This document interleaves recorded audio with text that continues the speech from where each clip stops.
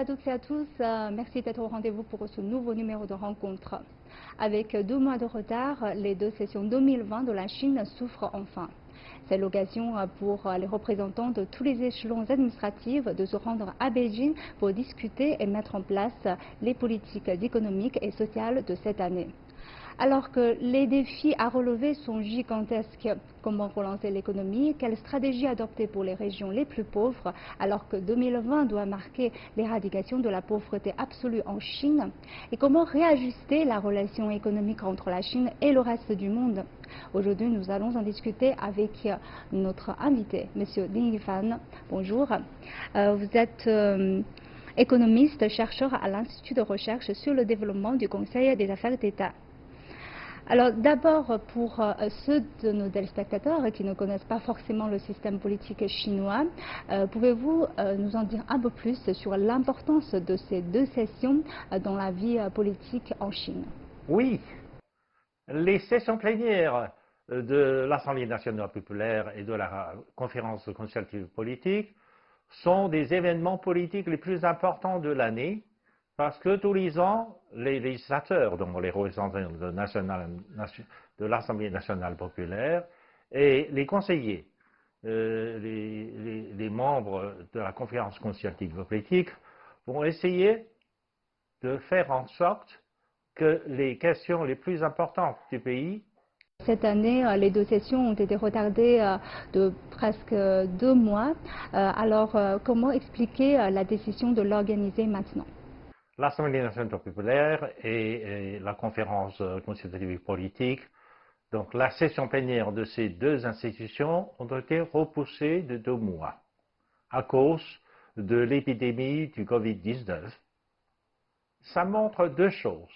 Cela montre que finalement, parce que normalement, en mars, où les sessions plénières des 2 institutions auraient dû avoir lieu, la Chine était encore sous la menace de l'épidémie.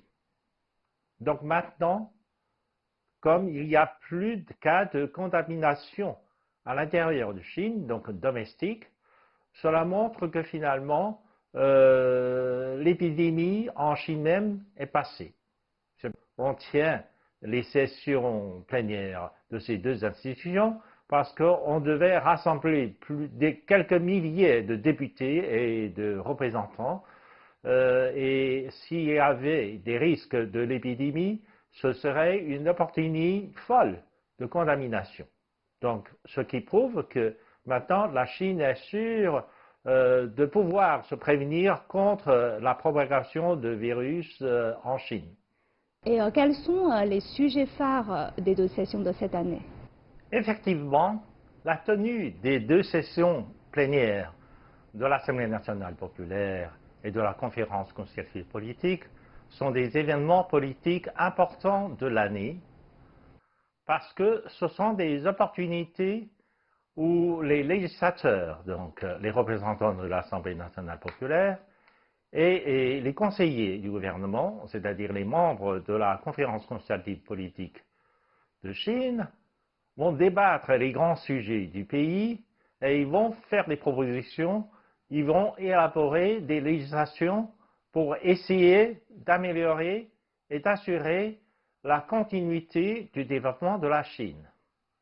Et cette année, je pense, comme le Covid-19 ou l'épidémie de coronavirus a été la cause principale de la récession économique au premier semestre, je pense que les députés et les membres de la conférence consultative vont concentrer leur attention sur les sujets relatifs, sur des sujets qui ont trait un peu à ce genre de problème, tels que le perfectionnement du système sanitaire en Chine, le système de protection sociale, ou carrément l'application de la loi de la protection des animaux sauvages, etc., etc. Ce sont des questions qui concernent directement la propagation de virus et l'origine de l'épidémie. Je pense que ce sont des questions importantes qui seraient probablement abordées par les deux sessions plénières. Jusqu'à maintenant, est-ce qu'il y a une évaluation déjà sur l'impact du coronavirus sur l'économie chinoise? Nous avons pris beaucoup de courage pour arrêter complètement les activités économiques de la province de Hubei avec plus de 60 millions d'habitants, et en particulier la ville de Wuhan, une ville avec plus de 11 millions d'habitants. Et tout cela, ce sont des sacrifices économiques, parce que ce qui a entraîné une chute de la croissance de plus de 6,8% du PIB pour les 2 premiers mois. Comment se déroule actuellement la reprise économique en Chine? À partir du troisième mois, à partir de la fin de mars, l'épidémie a été arrêtée et puis la ville de Wuhan a été d'une certaine manière libéralisée. Et puis à partir de mars, comme il n'y a plus de cas d'infection domestique, et la Chine s'ouvre de plus en plus, les activités économiques ont été reprises progressivement selon des étapes bien définies, c'est-à-dire que nous avons commencé à libéraliser le secteur de la production industrielle. Les gens commencent à retravailler sur des chaînes de production avec des masques, bien sûr, pour éviter la propagation du virus. Et puis, petit à petit, le service est ouvert, mais avec des distances sociales. Un peu, tout le monde fait attention à ça. Et puis, pour éviter l'assemblement trop important de masse. Et petit à petit, jusqu'au 1er mai dernier, nous avons une petite vacance et les gens commencent à sortir, ils commencent à visiter ils commencent à faire du tourisme, à visiter des sites, etc. Il y a eu même un rebond du tourisme, bien sûr, en comparaison avec d'autres années. Le rebond est toujours relativement modéré. Tout de même, il y a un rebond du tourisme en Chine même. Donc tout cela montre que l'expérience chinoise est importante. Mais bien sûr, je sais que beaucoup de monde reste suspect à l'égard de la réussite chinoise dans la lutte contre le Covid-19 parce que facilement, ils comparent cela avec le système chinois. Je ne sais pas pourquoi il y a une telle suspicion idéologique dans un certain nombre de pays développés. Quoique l'expérience chinoise, elle est très très bien appréciée dans beaucoup de pays en développement. Et pensez-vous que les mesures déjà mises en place par le gouvernement sont suffisantes pour éviter une crise sociale alors qu'on voit que beaucoup de foyers ont été touchés par les retombées économiques de cette épidémie? Effectivement, le gouvernement chinois a pris cette fois-ci des mesures concrètes pour assurer, disons, la stabilisation de l'économie chinoise et pour assurer la stabilité sociale.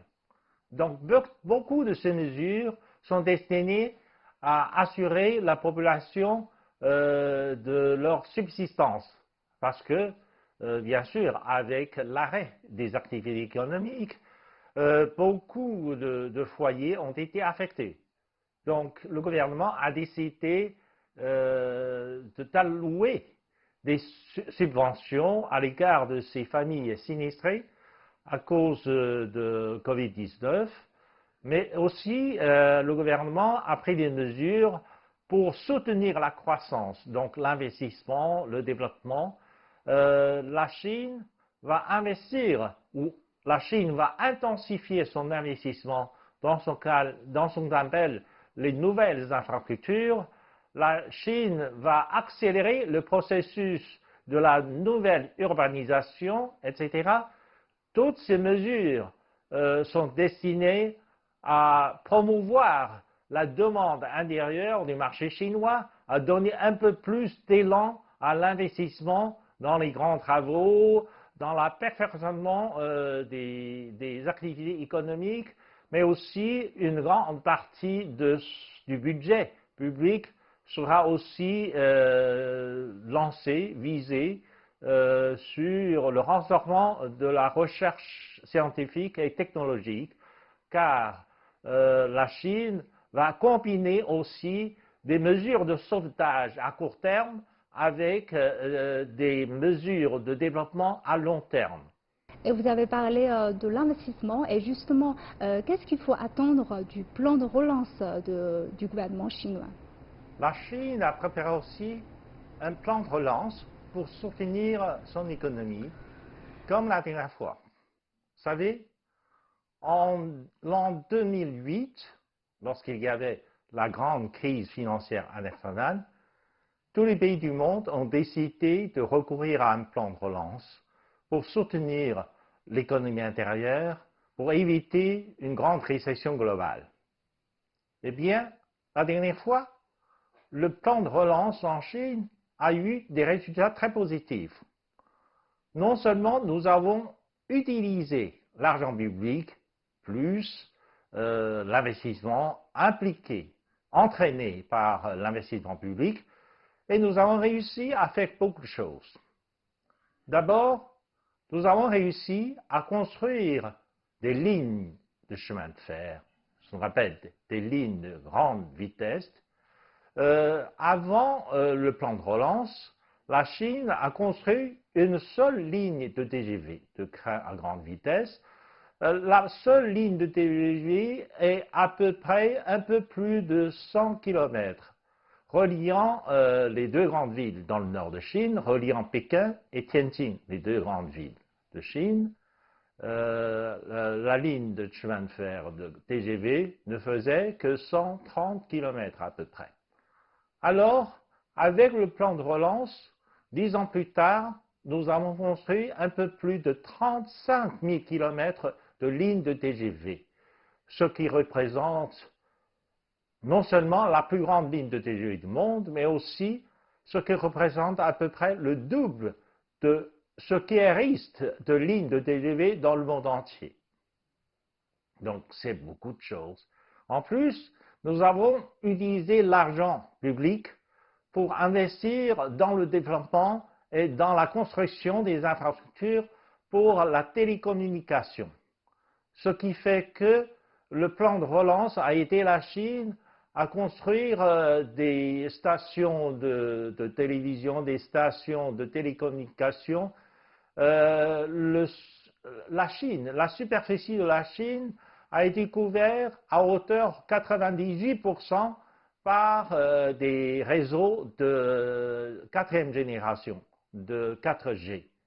Et cette fois-ci, je suis sûr qu'avec ce nouveau plan de relance, nous allons investir davantage dans les infrastructures nouvelles, dites. Les infrastructures nouvelles comprennent, par exemple, l'installation et le développement des infrastructures reliant au 5G. On est sûr que quelques années plus tard, la Chine serait le mieux équipée dans ce domaine-là d'installation de 5G. Et parce que les infrastructures de 5G pourraient avoir des répercussions dans tous les domaines, on peut raisonnablement espérer qu'il y aura beaucoup d'applications dans ce domaine. En contrepartie, les autres pays ont aussi fabriqué leur plan de relance. Mais jusqu'à maintenant, l'utilisation de leurs plans a des fins vraiment très limitées. Parce que dans beaucoup de pays au monde, leur plan de relance consiste tout simplement, comme dirait John Maynard Keynes, l'économiste anglais, consiste à jeter de l'argent sur l'hélicoptère. C'est-à-dire que l'État doit utiliser l'argent pour aider la population en détresse, en difficulté, en crise. Bien sûr, c'est aussi une dépense nécessaire, mais cela n'a pas une finalité à plus long terme. Tandis qu'en Chine, nous allons toujours essayer de faire en sorte que le sauvetage d'urgence, c'est-à-dire l'argent donné au public en cas de difficulté, en cas de calamité naturelle, etc., vise aussi le développement de la Chine à moyen et à long terme. Nous avons essayé de combiner les deux. La dernière fois, nous avons réussi à combiner le plan de relance avec un plan d'assistance à la population pauvre, mais cette fois-ci aussi, je pense que nous allons faire la même chose. L'épidémie de coronavirus soulève aussi des débats sur la mondialisation économique. Comment réajuster la relation économique entre la Chine et le reste du monde, selon vous? Au cours de cette épidémie, beaucoup de pays se sont rendus compte que finalement, ils dépendent trop de la Chine pour toutes sortes de provisions. En particulier, les États-Unis se sont rendus compte que finalement, ils dépendent de la Chine pour la fourniture des matières de médicaments à hauteur de plus de 85%.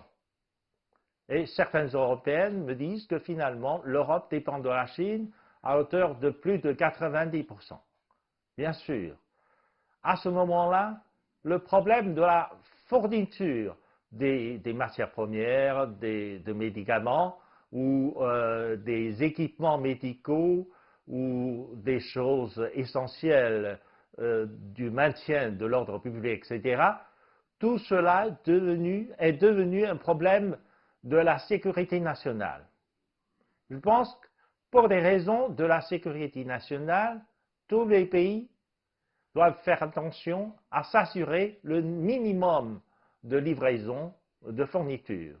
Et de ce point de vue, il est tout à fait compréhensible que, d'une certaine manière, ces pays-là veulent renforcer leur capacité de production pour mieux assurer leur sécurité nationale dans l'avenir. Mais de là à dire que ces pays-là vont procéder à un découplage avec la Chine et que ces pays-là vont forcer leurs entreprises déjà installées en Chine à se retirer de la Chine pour rapatrier vers leur propre pays d'origine. J'ai beaucoup de doutes sur la capacité de leur gouvernement de le faire très rapidement. Parce que depuis 40 ans, ils ne cessent de nous dire que finalement, l'économie doit être gérée par le marché. Donc l'économie de marché est la prédominante force partout dans le monde. Alors, pour que ces entreprises quittent le marché chinois et rentrent dans leur pays, il faut une intervention du gouvernement très très forte. Dans ce cas-là, sur le plan théorique et sur le plan de la politique publique du pays, il faudrait renverser la tendance néolibérale qui était prédominante dans le monde occidental, à la fois aux États-Unis et en Europe, depuis à peu près 40 ans. Il faut renverser cette tendance, il faudrait légitimer l'interventionnisme d'État. Et ce n'est pas chose facile. Il faudrait juger tout cela comme étant quelque chose inévitable. Et je ne vois pas des raisons immédiates pour renverser tout à fait les théories prédominantes depuis 40 ans. En plus, les entreprises qui ont investi en Chine massivement depuis un certain nombre d'années, elles y trouvent leur compte. Parce que la Chine est le plus grand marché de consommation dans le monde maintenant. Ces entreprises gagnent beaucoup plus de profits ici en Chine que dans leur propre pays. Si vous leur dites de quitter le marché chinois et de retourner tout de suite dans leur pays d'origine, ces entreprises-là auront mal à accomplir toutes même les directives administratives de leur pays. Cela prendra beaucoup de temps si en 10 ans, ces gouvernements des pays occidentaux pouvaient faire revenir les entreprises installées en Chine, ce serait déjà un succès énorme. Je n'y crois pas beaucoup personnellement. 2020 doit marquer, selon les prévisions, l'éradication de la pauvreté absolue en Chine. Mais avec l'épidémie de coronavirus, pensez-vous que cet objectif peut-il être atteint cette année? 2020 est une année importante dans l'agenda du développement de la Chine, parce que c'est l'année, normalement, où le gouvernement chinois a fixé des objectifs à atteindre. C'est l'année de la réalisation de la moyenne aisance. Cela veut dire que la pauvreté absolue sera éradiquée d'une certaine manière. En fait, nous avons fait des statistiques, nous avons fait des sondages à la maison, etc., qui montrent qu'en Chine, il y a à peu près encore de 12 à 13 millions de personnes qui vivent sous le seuil de la pauvreté. L'objectif de la Chine est de les sortir avant la fin de cette année de la pauvreté. Et pour cela, il faut beaucoup de choses.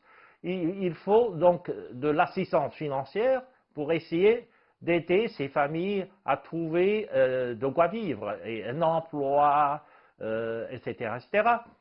Mais cette épidémie ne rend pas les choses faciles, parce que comme les activités ont été arrêtées pendant 2 mois, pendant 3 mois à peu près, cela cause un arrêt d'activité économique. Donc il faudrait un peu plus d'assistance publique dans ce domaine pour aider ces familles à se soulager, à soulager contre leur pauvreté, etc. Et depuis un certain temps, les gouvernements provinciaux respectifs ont délivré d'une assistance ponctuelle dans toutes les familles qui vivent encore dans la pauvreté, etc.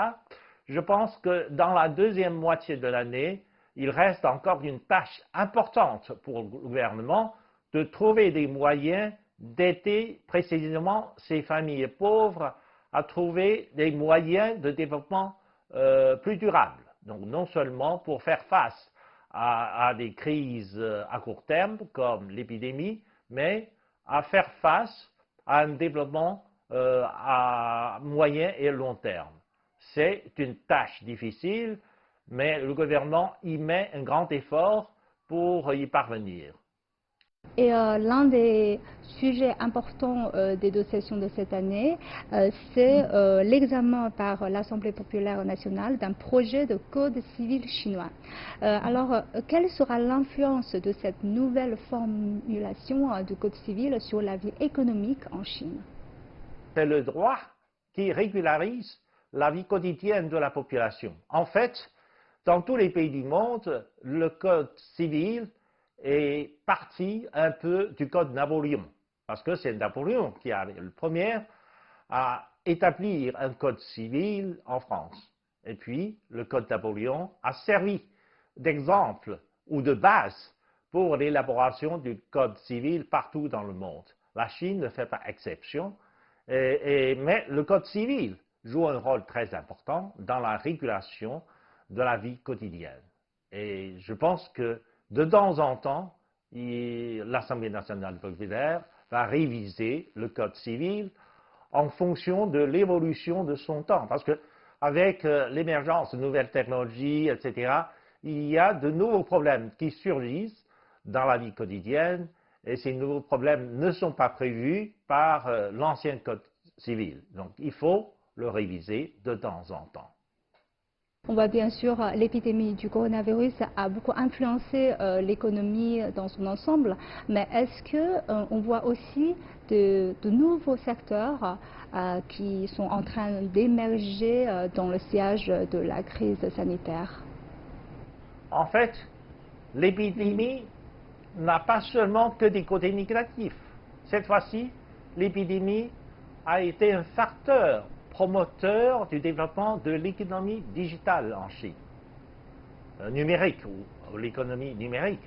Parce que, en fait, comme les magasins sont fermés, etc. Mais les gens ont toujours besoin de maintenir la vie normalement. Donc, heureusement, le développement de l'Internet ces dernières années a permis de développer le commerce électronique, par exemple. Le commerce électronique a été très développé cette fois-ci avec le paiement électronique, avec des activités culturelles à distance, par exemple. L'enseignement à distance a été très développé cette fois-ci, non seulement dans les grandes universités, mais aussi à l'école primaire et secondaire. Et ce qui facilite aussi l'investissement dans le perfectionnement et le développement de systèmes de télécommunications en Chine. Dans ce domaine, la Chine était déjà en avance sur la plupart du monde, mais cette fois-ci encore, la Chine va promouvoir l'installation des équipements de 5G. Et la Chine est en avance sur le monde dans ce domaine-là. Et au cours de l'épidémie, la Chine a installé beaucoup de stations de 5G en Chine et la technologie de 5G est parfaitement commercialisée, ce qui facilite beaucoup de communications comme l'enseignement à distance, comme des réunions, des conférences à distance, téléconférences, et comme le développement du commerce électronique, etc., etc. Et je pense que après l'épidémie, cette tendance va continuer. Il y aura une combinaison des activités en ligne et des activités réelles. Parce que les activités en ligne pourraient faciliter beaucoup, dans beaucoup de domaines, faciliter beaucoup de choses et ça élève d'une certaine manière le taux de productivité dans beaucoup de secteurs. Ça épargne le temps, ça épargne le voyage à distance, mais ça facilite aussi la communication et je pense qu'après l'épidémie, beaucoup d'activités se seraient développées à base de cette 5G, de ce système de télécommunication moderne. Et il y a des activités, des PME qui seraient nées pour accompagner l'installation des équipements, des infrastructures de 5G pour créer beaucoup plus d'applications dans la vie professionnelle, économique de l'avenir. Et pour conclure notre émission, il y a un sujet qui intéresse beaucoup les téléspectateurs. C'est bien sûr la Chine va revoir à la baisse sa croissance de l'année. Mais quelle est la prévision de la croissance chinoise selon vous? Pouvez-vous nous donner un chiffre? Oui, bien sûr. La Chine va réajuster le taux de croissance cette année vers le bas. Parce qu'au premier semestre, nous avons un taux de croissance négative supérieur à 6%, 6,8%. Donc, même si à partir du deuxième semestre, il y a un rebond de l'économie, parce que les activités sont en train de revenir, sont en train de devenir à peu près normales, à en juger par l'utilisation de vélos à participation, il est revenu à plus de 80%. Donc, si on regarde la reprise des activités dans les entreprises de manufacture, il est devenu normal à 100%. Et les activités commerciales commencent à se normaliser, mais avec un peu de distance, un peu moins de fréquence tout de même. Donc, en tout, à la fin de l'année, je pense que globalement, la Chine aurait un taux de croissance positif à peu près de 3%. Mais en comparaison, le monde risque d'avoir un taux négatif dans son ensemble. Si la Chine réussit à avoir un taux de croissance positif de 3%, c'est déjà une exception. Je vous remercie, M. Ding Yifan. Merci pour vos éclairages. Et je vous remercie d'avoir suivi notre discussion. À la prochaine.